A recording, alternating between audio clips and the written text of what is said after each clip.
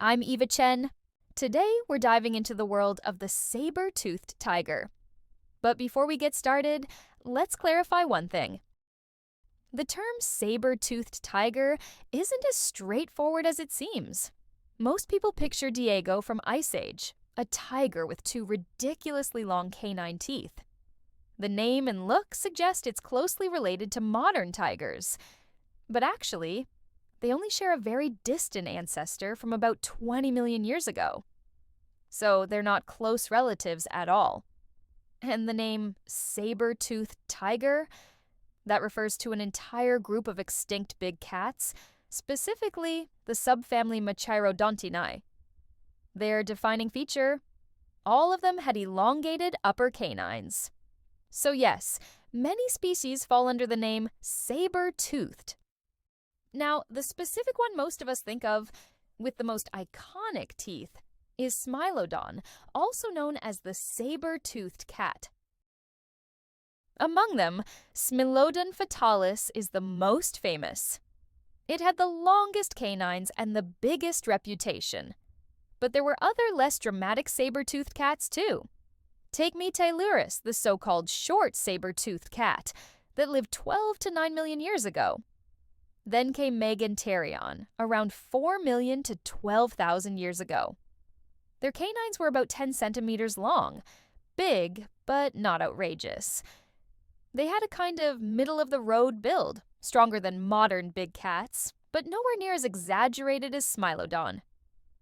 And then, Smilodon took things to the next level.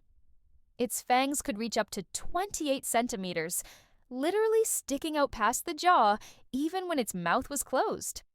They were flatter, thinner, and resembled actual blades.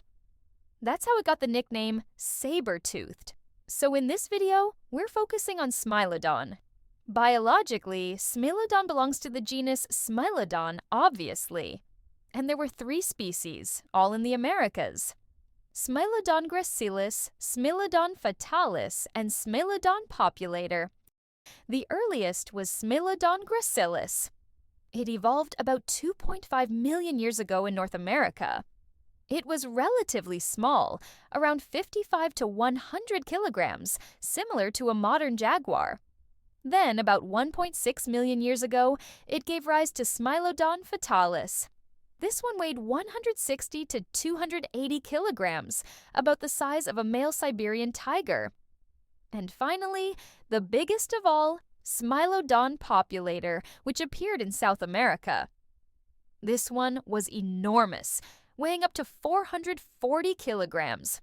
Only the extinct American lion rivaled its size. Eventually, Smilodon gracilis couldn't keep up and went extinct around 500,000 years ago. The last survivors, fatalis and populator, made it to about 10,000 years ago. So why did they die out? To understand that, we need to look at how they hunted.